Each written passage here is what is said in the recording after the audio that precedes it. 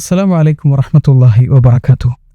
പ്രിയമുള്ള സഹോദരി സഹോദരങ്ങളെ, ജീവിതത്തിൽ നമ്മൾ പ്രതീക്ഷിച്ചതുപോലെ എല്ലാം നടക്കണമെന്നില്ല.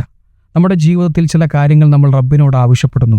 പക്ഷേ ആ റബ്ബ് തീരുമാനിച്ചതുപോലെയാണ് കാര്യങ്ങൾ നടക്കുക. നമ്മുടെ ബാധ്യത റബ്ബിനോട് ദുആ ചെയ്യുക എന്നുള്ളതാണ്. ഖൈർ ഏതാണ് ഷെർ ഏതാണെന്ന് റബ്ബിന് മാത്രമേ അറിയുള്ളൂ.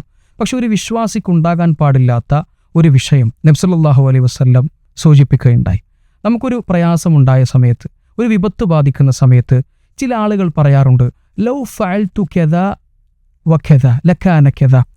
അങ്ങനെ ഞാൻ ചെയ്തിരുന്നെങ്കിൽ ഇങ്ങനെ ഉണ്ടാകുമായിരുന്നു, ഇങ്ങനെ ചെയ്തിരുന്നെങ്കിൽ അങ്ങനെയാകുമായിരുന്നു എന്ന് പറയുന്നത് നമുക്ക് കാണാൻ കഴിയും. ഒരു വിശ്വാസിയെ സംബന്ധിച്ചിടത്തോളം ഏതെങ്കിലും ഒരു കാര്യം തീരുമാനമെടുക്കുന്നതിന് മുൻപ് ക്ഷമയോടുകൂടി, അവധാനതയോടുകൂടി, ചിലപ്പോൾ മുഷാവറ കൂടേണ്ട സാഹചര്യങ്ങളുണ്ടെങ്കിൽ മുഷാവറ കൂടി, കൂടിയാലോചന നടത്തി നല്ല ഒരു തീരുമാനമെടുത്ത് തവക്കുലാക്കി ഇറങ്ങുക.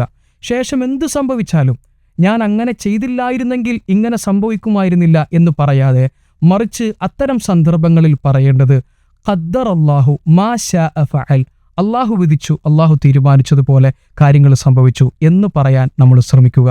അള്ളാഹു അത്തരത്തിൽ പടച്ച റബ്ബിന്റെ വിധിക്ക് തൃപ്തിയുള്ളവരായി ജീവിക്കാൻ നമുക്ക് തൗഫീക്ക് പ്രദാനം ചെയ്ത് അനുഗ്രഹിക്കുമാറാകട്ടെ.